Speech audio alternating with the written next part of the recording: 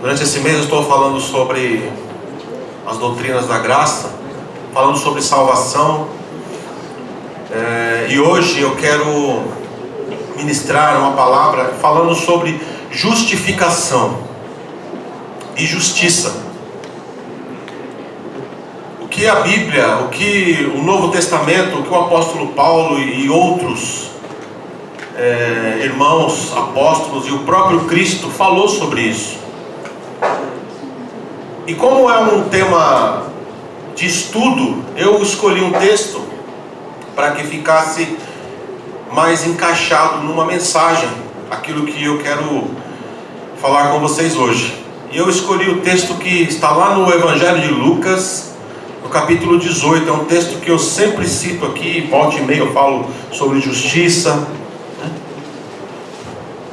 Lucas capítulo 18, nós vamos ler até o verso de número 8, do 1 ao 8.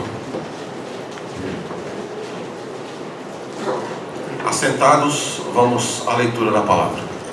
Então Jesus propôs uma parábola aos seus discípulos com a intenção de adverti-los quanto ao dever de orar continuamente e jamais desanimar. E lhes contou: em uma certa cidade havia um juiz que não temia Deus, tampouco era sensível às necessidades das pessoas. E havia naquela mesma cidade uma viúva que frequentemente se dirigia a ele, rogando-lhe: faze-me justiça na causa que pleiteio contra o meu adversário. E ele por algum tempo não quis atendê-la.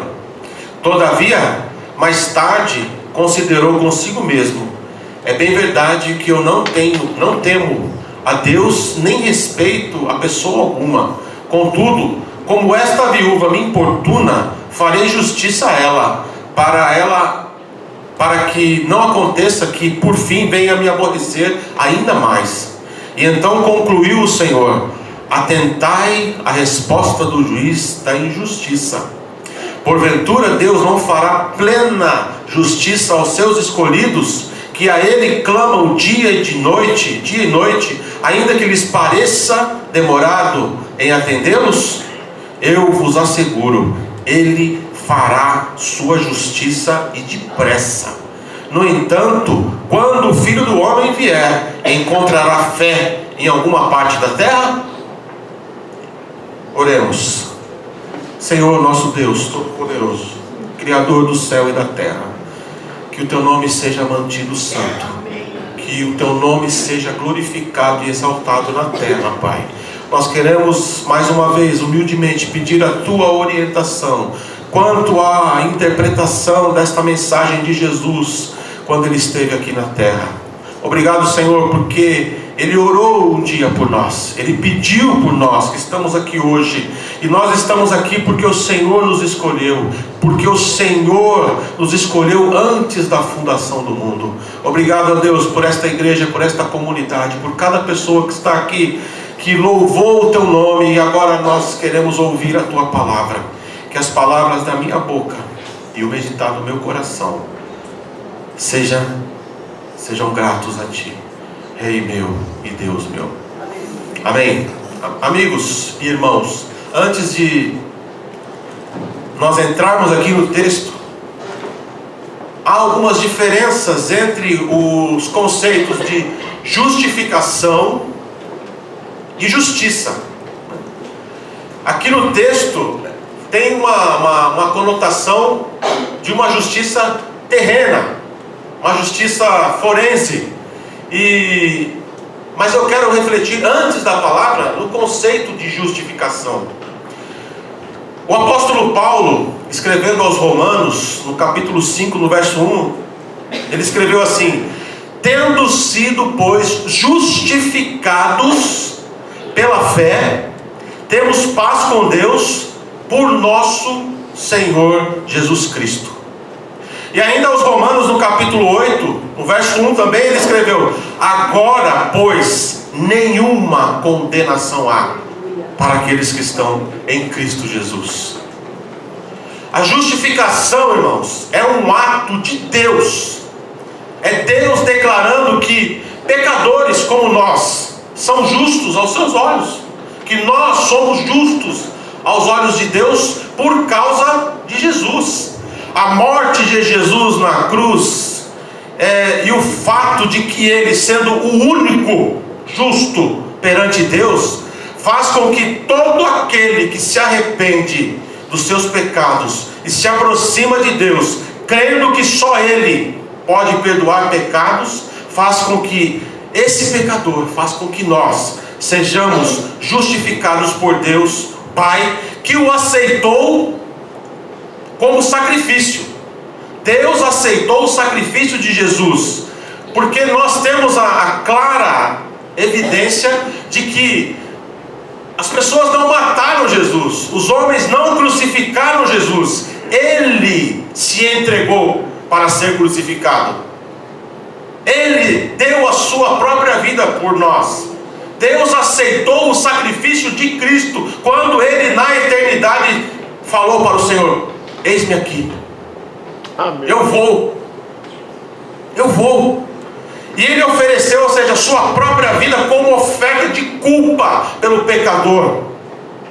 Por isso, irmãos, João Batista, ou João o Batista, como nós falamos ontem aqui, quando ele viu Jesus vindo em sua direção, ele exclamou: eis o Cordeiro de Deus, que tira o pecado do mundo. Aleluia. Na antiga aliança, irmãos, o Cordeiro não era de Deus, o Cordeiro era para Deus. Diferente, né? Mas olha o que o Espírito Santo revelou a João: eis o Cordeiro de Deus. Esse daí é o Cordeiro de Deus. É Ele que é o Cordeiro de Deus que tira o pecado do mundo. Na nova aliança, irmãos, entra aquela palavra de Abraão, quando ele disse lá em Gênesis capítulo 22, no verso 8, quando questionado por Isaac, naquele contexto de que o Senhor pedira ao próprio Abraão a vida do seu filho. E aí eles estão naquele monte, tudo preparado, Isaac fala: papai, está tudo preparado, mas onde está o cordeiro? Onde está o cordeiro? E aí Abraão, pela fé, diz assim: Deus, meu filho, proverá para si o cordeiro para o sacrifício.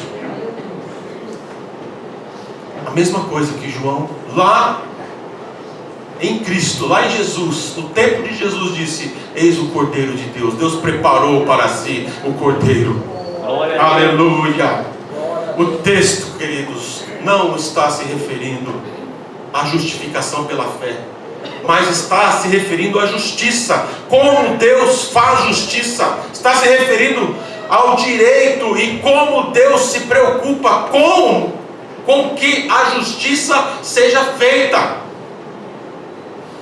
Deus se preocupa, Ele se preocupa com que a justiça seja feita. Você pode ler em praticamente todos os livros do Antigo Testamento, todos os livros, Deus falando sobre justiça, Deus usando os profetas para advertir Israel e Judá a respeito das injustiças sociais que eles estavam cometendo em relação principalmente aos órfãos e às viúvas. E eu digo mais, irmãos, muitas das aflições que o povo de Deus passou foi por causa de injustiça social, por eles não atenderem a voz do Senhor quando Ele apontava para esse tema, para essa questão importante para Ele. E para a igreja, o Senhor usou a vida de Tiago, do apóstolo Tiago, irmão de Jesus, líder da igreja de Jerusalém. Lá no capítulo 1 ele fala: a verdadeira religião consiste em atender os órfãos e as viúvas em suas necessidades. Vocês sabem que a palavra religião significa religar, vem do latim. No latim ela se pronuncia religare, ou seja, ligar novamente. E muitos pregam que Jesus não é religião. Eu concordo, Ele é a própria religião, porque só Ele conseguiu religar o homem a Cristo. Aliás, o homem a Deus. Somente Cristo conseguiu religar, fazer essa religação que foi desfeita, que foi tirada, quebrada na primeira aliança. E Jesus fez esta religação do homem a Deus. No Evangelho de Mateus, no capítulo 25, está muito ligado à salvação, às nossas obras em relação ao próximo. Muito ligado. Naquele contexto, Jesus disse: naquele dia o Senhor vai fazer uma separação, vai colocar de um lado, à sua esquerda, os cabritos, e na sua direita as ovelhas. Metáforas de Jesus. Ele vai dizer aos seus filhos, às suas ovelhas: vinde benditos de meu Pai. Glória a Deus. Sabe por quê? Porque eu tive fome e vocês me deram de comer. Eu tive sede e vocês me deram de beber. Eu estava enfermo e vocês foram me visitar. Estive preso e também vocês foram me visitar. E aí as pessoas perguntarão: mas quando que nós fizemos isso? E Jesus responde: quando vocês fizeram a um desses pequeninos. Vejam, irmãos, que nós não somos salvos por causa de nossas obras. A palavra do Senhor é bem clara, eu falei aqui na primeira mensagem no dia da ceia. Nós somos salvos pela graça, mas quem é salvo pela graça se sente constrangido em amar, em fazer, em lutar pelo próximo, em viver em função do outro, porque foi esse o exemplo maior que Jesus nos deu. Ele resumiu toda a lei do Senhor em: amarás o Senhor teu Deus com todo o teu entendimento, com todas as tuas forças, e ame o teu próximo como você ama a ti mesmo, ou a si mesmo. Na primeira igreja, a igreja lá de Jerusalém, havia também esta preocupação, e foi por isso que os apóstolos separaram os diáconos, pois a demanda e o trabalho de cuidar das viúvas e também dos órfãos estava tomando muito tempo. Jesus, irmãos, ele entendia o seu povo e ele usou parábolas para explicar o reino de Deus, como que funciona o reino de Deus, como que Deus quer que nós façamos as coisas, que nós venhamos a agir. Jesus, ele entende. Lucas foi o único gentil entre os evangelistas, e era médico, e eu vejo ele como um humanista. Naquela passagem que ele escreveu sobre a mulher que tinha um fluxo de sangue há 12 anos praticamente, Lucas foi o único que fez a observação. Pode consultar os evangelhos. Lucas foi o único que fez a observação, porque ela gastara todo o seu dinheiro com os médicos. Será que ele estava lutando contra a sua categoria? Não, ele era humano, ele foi justo. Por isso Deus o escolheu para que ele escrevesse esse evangelho maravilhoso, e foi companheiro de Paulo. E ainda pensando aqui no contexto do texto, os tribunais em Israel no tempo de Jesus, eles não eram prédios bonitos, de luxo, não, mas eram tendas erguidas na cidade, no meio da cidade, numa praça, e o juiz ficava ali julgando. Era assim que funcionava.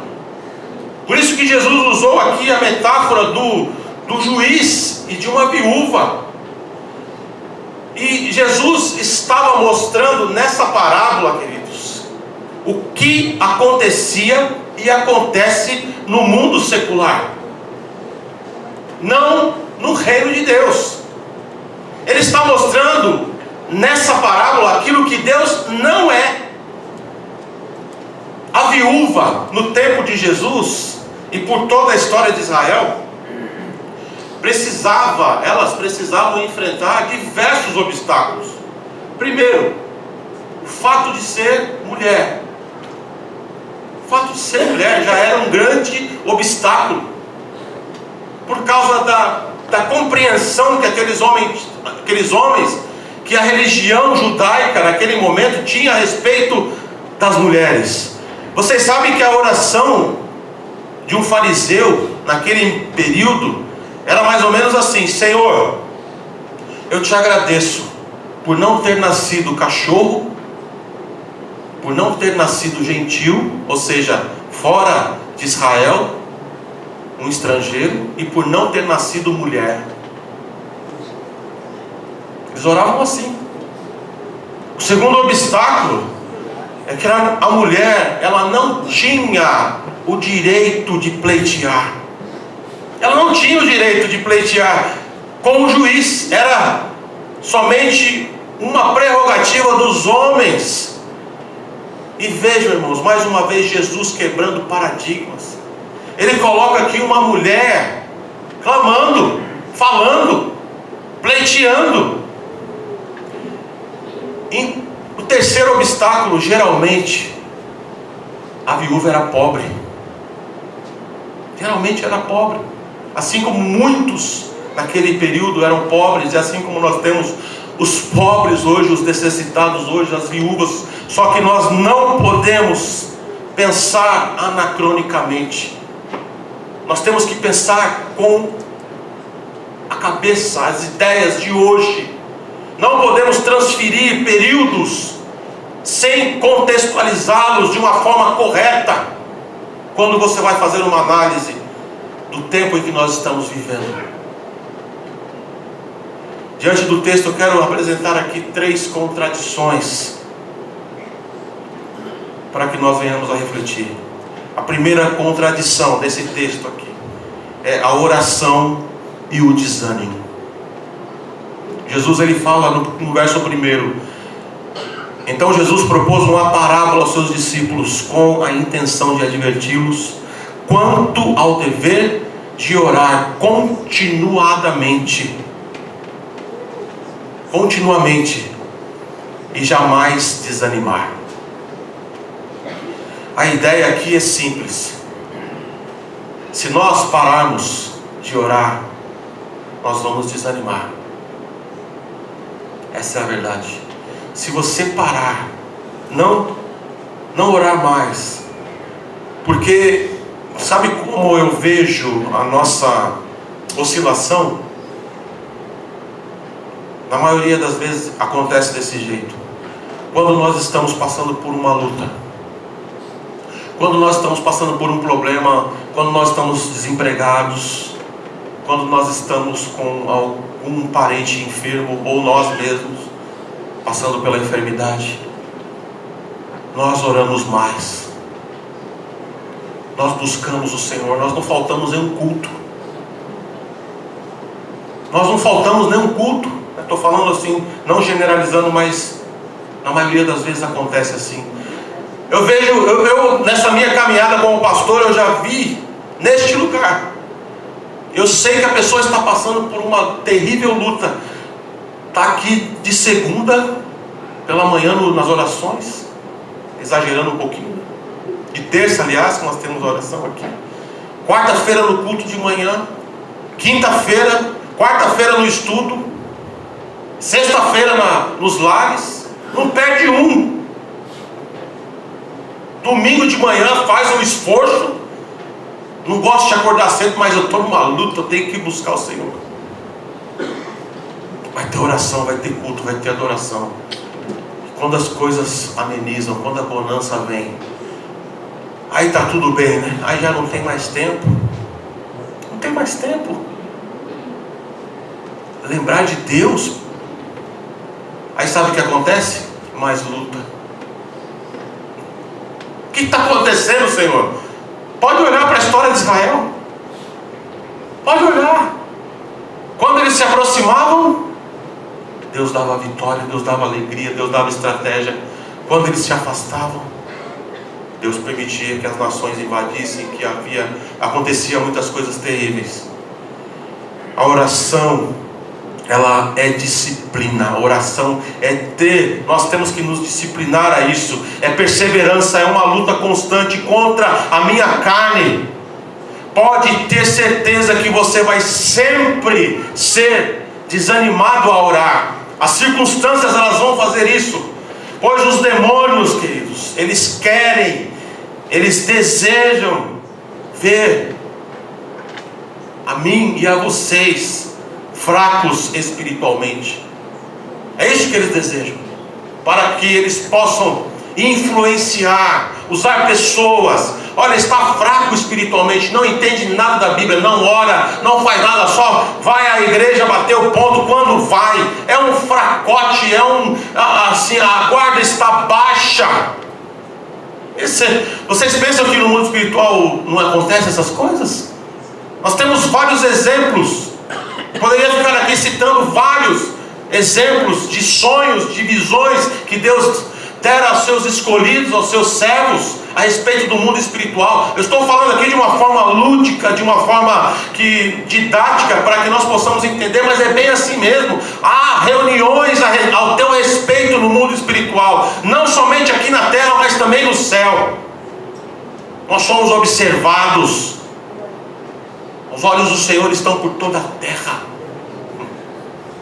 Mas Satanás ainda está aqui com seus anjos, lutando contra os filhos de Deus. Mas pode ter certeza, porque como eu sempre digo aqui, você só perde para você mesmo, porque Satanás já foi vencido na cruz. O mundo já foi vencido na cruz. Todas as potestades e principados já foram vencidos lá na cruz.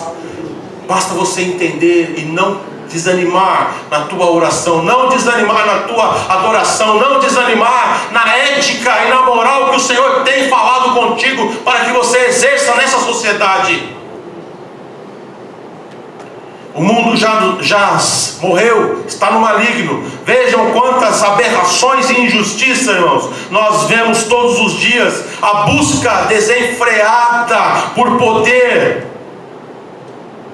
a libertinagem que a sociedade prega a respeito do sexo promíscuo, principalmente também a busca pelo dinheiro. O mundo está baseado nesse tripé aí, ó: sexo, poder e dinheiro. E muitos cristãos estão aplaudindo. Muitos cristãos estão aplaudindo esse tripé, essa base maligna, achando que não tem problema. Não estão se santificando, não estão orando, não estão buscando a Deus, estão vivendo como pessoas do mundo. E o Senhor não se agrada. Deus não se agrada. O Senhor quer que nós venhamos a nos santificar cada vez mais, a buscarmos a Ele cada vez mais. Sede santos como eu sou santo.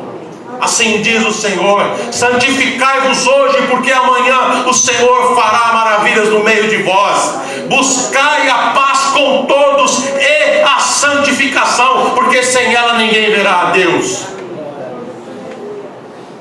Não é porque você faz parte do rol da membresia de uma igreja que você é salvo. Não, você tem que dar frutos. Tem que dar frutos de arrependimento. Tem que negar a si mesmo todos os dias. Tem que ter uma vida de oração contínua. A segunda contradição nesse texto, irmãos, é que os escolhidos não são como essa viúva.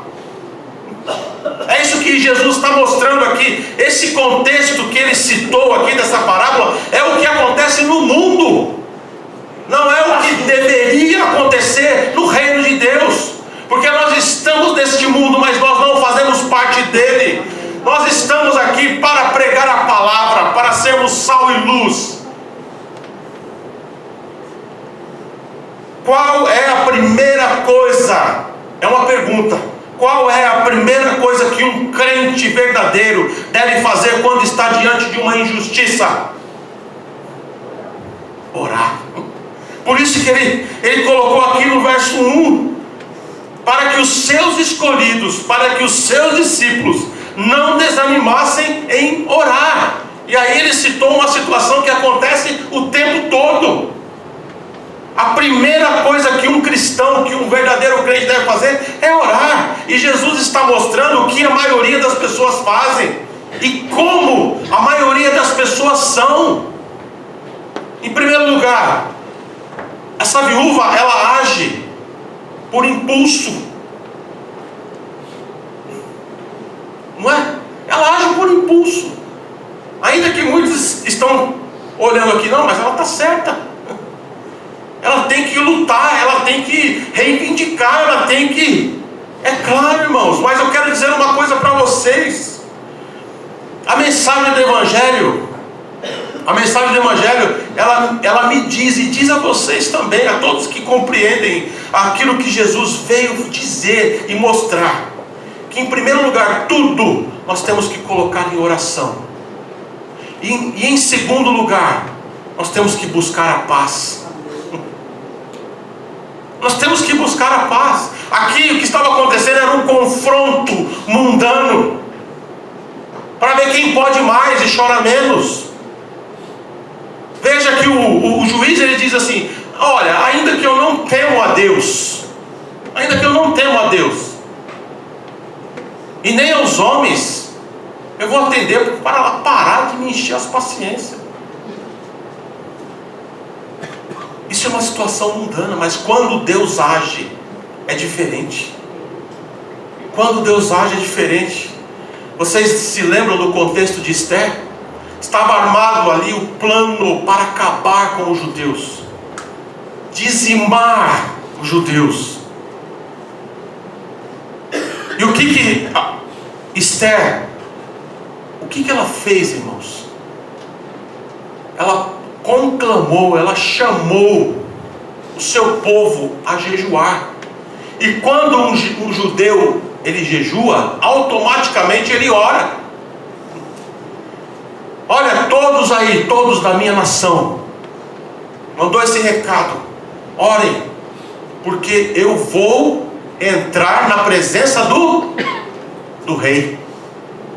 E naquele momento não podia, a mulher, mesmo sendo a rainha, não podia entrar na presença do rei. Não podia, era uma lei daquele país. E o que ela fez, diferentemente dessa viúva? Conclamou jejum e oração. E Deus tocou no coração daquele rei. Quando ela apareceu, irmãos, na sala do trono, sabe o que o rei fez? Estendeu o seu cetro. Aquilo significava que ela poderia falar, que ela poderia entrar. Simbolicamente é isso que Deus faz com os seus escolhidos. Você pode entrar na sala do trono, porque o cetro está levantado. Jesus morreu na cruz, e todo aquele que olhar para ele será salvo. É na oração, meus irmãos, é no jejum, é na santificação. Vocês sabem o que aconteceu com os primeiros cristãos sob a liderança de Nero? Eu citei aqui uma vez que Roma havia pegado fogo, e Nero, ele acusou os cristãos. Muitos dizem que isso é uma fábula, mas não é. Está escrito nos anais da história. Eles não resistiram. Muitos morreram. Muitos morreram por causa do Evangelho, por não negarem a fé em Cristo. Muitos morreram por causa do Evangelho, por causa da causa do Evangelho. E há relatos de que ele colocou cristãos em cima de postes enfiados, esse poste enfiado dentro deles, empalamento que fala. Derramou cera e ateou fogo para que eles iluminassem as ruas de Roma. Lá no Coliseu, Irmãos, quando eu entrei naquele coliseu, eu chorei de emoção, porque muitos perderam a vida ali naquele lugar. E há uma cena, eu não sei se isso aconteceu, mas uma pessoa fez com licença poética, uma linda cena dos cristãos ali para serem mortos, unidos. E a música de fundo, sabe qual era? Vai valer a pena, vai valer a pena. Vai valer a pena, irmãos, quando aquele dia chegar. Glória a Deus. A minha vida, a tua vida não pertence a você, pertence ao Senhor. É Ele que sabe o dia e a hora que nós seremos chamados. É Ele que sabe o dia e a hora que a trombeta vai soar. E as feras vinham e se arremessavam em cima dos cristãos. Mas eu tenho assim algo comigo, irmãos, que Deus não permitiu que eles sentissem dor. Não permitiu que eles sentissem dor. Existia um homem chamado Policarpo de Esmirna, e ele por um tempo tentou fugir dos seus algozes. Ele tentou fugir dos seus algozes. Ele ia de um lado para o outro, mas chegou um tempo em que o Espírito Santo falou com ele: a tua vida me pertence, não tenha medo. E sabe o que ele fez? Isso no 2º século depois de Cristo. Sabe o que ele fez? Quando os seus algozes chegaram à porta da sua casa, ele abriu a porta da sua casa, serviu uma refeição para eles, e depois foi para o seu martírio. E na hora, o algoz perguntou: olha, é só você negar Cristo? É só você negar Cristo? Sabe o que ele respondeu? Por 86 anos eu sirvo a Cristo. Glória a Deus. Ele nunca me fez nenhum mal, somente o bem. Por que eu vou negá-lo agora? A minha vida é dele. Glória a Deus. E foi morto. É desse calibre de crente que o Senhor espera que nós sejamos. Não como o mundo age na oração, na perseverança. A terceira contradição aqui, irmãos, é que esse juiz é totalmente diferente de Deus. Esse juiz representa o que Deus não é. Deus, diferentemente dele, tem o prazer de atender aos seus escolhidos. Deus tem prazer em fazer justiça. A justiça divina sempre vem no momento certo, como está aqui no verso de número 7. Amados, o Espírito Santo é maravilhoso. Ele é maravilhoso. Nós estamos vivendo, eu quero concluir essa palavra.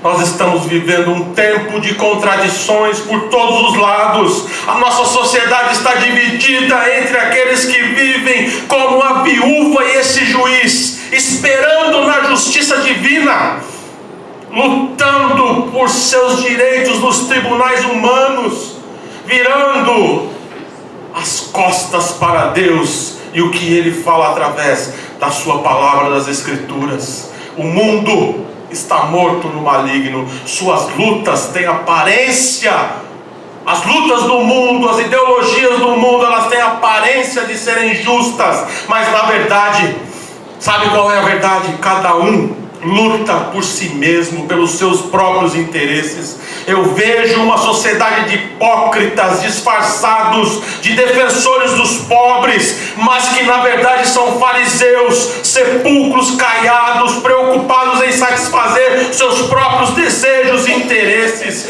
Eu vejo também, irmãos, nessa parábola, que cada pessoa tem as suas próprias lutas, que Deus trata cada um individualmente, independentemente da sociedade em que você esteja inserido ou inserida. Essa sociedade, ela é corrupta. Todos têm o caminho aberto através de Jesus, mas eles não querem entrar no caminho, porque ele é estreito, para se achegar a Deus e clamar por seus direitos. Quando, irmãos, verdadeiramente as pessoas se mostrarem humildes na presença de Deus, com certeza Ele vai ouvir o nosso clamor. E por fim, queridos, tudo está sendo preparado para a volta de Cristo. Porque Jesus termina dizendo: será que quando o Filho do Homem vier, Ele encontrará fé na terra? Jesus em breve vem, e infelizmente muitos estão dispersos. O próprio Cristo disse que a sociedade que estará vivendo na época de sua volta será parecida com a sociedade do tempo de Noé. Tudo parecerá normal: casamentos, festas, lutas sociais, confrontos ideológicos por todos os lados, quando de repente as águas surgiram. As águas surgiram, e as águas, no contexto do dilúvio, elas primeiro vieram de baixo, não de cima. Depois o céu fechou e as águas desceram de cima. Mas pode ler lá, as águas, a terra se abriu e as águas vieram de baixo.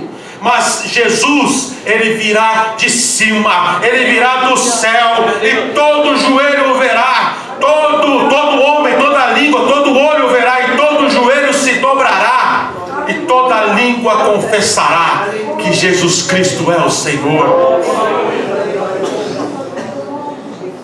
O Senhor nos chama, o Senhor nos chama para preparar o caminho. O Senhor nos chama para preparar o caminho, porque quando Ele vier nas nuvens, o seu povo vai olhar e dizer: eis o Cordeiro de Deus que tira o pecado do mundo. Vamos nos colocar de pé, irmãos, vamos adorar esse Deus maravilhoso. Louvado seja o teu nome, louvado seja o teu nome. Eu quero convidar a igreja, a orar. Nós temos que nos basear nas instruções que o Espírito Santo deu à sua igreja lá no início, na doutrina, no ensinamento dos apóstolos, no partir do pão, na comunhão, na oração. É assim que a igreja tem que viver. Não fique preocupado com o que está acontecendo no mundo, não fique preocupado, porque o Senhor tem cuidado, o Senhor tem cuidado de vocês. Se o Espírito Santo de Deus está dizendo à igreja hoje: há alguma causa na justiça, ou há algum momento de injustiça que você esteja vivendo, agora é a hora de você abrir a sua boca e clamar ao justo juiz por justiça. Qual é a causa? O que está acontecendo? Abra a tua boca, ore e fale com Deus, coloque as tuas razões, as tuas causas. O Senhor diz assim: coloca, fala comigo, eu quero ouvir o que é que está acontecendo. Tem esse momento de oração. Olha, irmãos, eu sei que muitos não gostam, mas no início do culto, o Senhor falava comigo: você que está aí no fundo, se o Espírito te tocar, vem até aqui na frente, dá um abraço no teu irmão. Porque quando há perdão, as bênçãos caem. Quando nós liberamos o perdão, as bênçãos caem. Muitas vezes nós ficamos magoados, tristes, guardamos. As nossas orações não passam desse teto. As nossas ofertas não são aceitas pelo Senhor. A igreja não prospera porque tem problema no seio da igreja. E o Espírito falou ao meu coração: pede para aqueles que estão no fundo, se forem tocados, mesmo que não precise, eu toquei na questão do perdão por força de expressão, mas se está acontecendo alguma coisa ou não está acontecendo nada, se o Espírito Santo de Deus está te tocando a sair do teu lugar e você vir andar no meio da igreja, abraçar alguém, às vezes não precisa falar nada, mas abrace, dê um abraço, dê um glória a Deus junto com o teu irmão. Faça isso, ore, ande, clame, busque a presença de Deus. O Espírito Santo de Deus, ele é dinâmico. Ezequiel declarou, relatou no seu livro que o Espírito Santo tem rodas. Ele tem rodas. E essas rodas, elas se movem. O Espírito Santo de Deus quer que nós nos movamos, quer que nós saiamos dos nossos lugares, da nossa zona de conforto. Quebra essa maldição de que você é fechado. Quebra essa maldição de que todos falam de você. Quebra essa maldição, porque o amor de Deus está neste lugar. E este amor não faz acepção. Esta igreja é uma igreja do Senhor Jesus. É dele. Se você pertence a Ele, faça isso, porque se não tiver comunhão, as bênçãos do Senhor não são derramadas. Se não tiver amor, se não tiver paciência, se não tiver reconciliação, as bênçãos do Senhor não são derramadas. Eu quero aqui dar esse tempo aqui para que nós façamos isso na presença de Deus. Em nome de Jesus, que você seja um farol, que você seja uma ponte e não um muro, que você venha adorar o Senhor com a tua igreja, com a tua comunidade.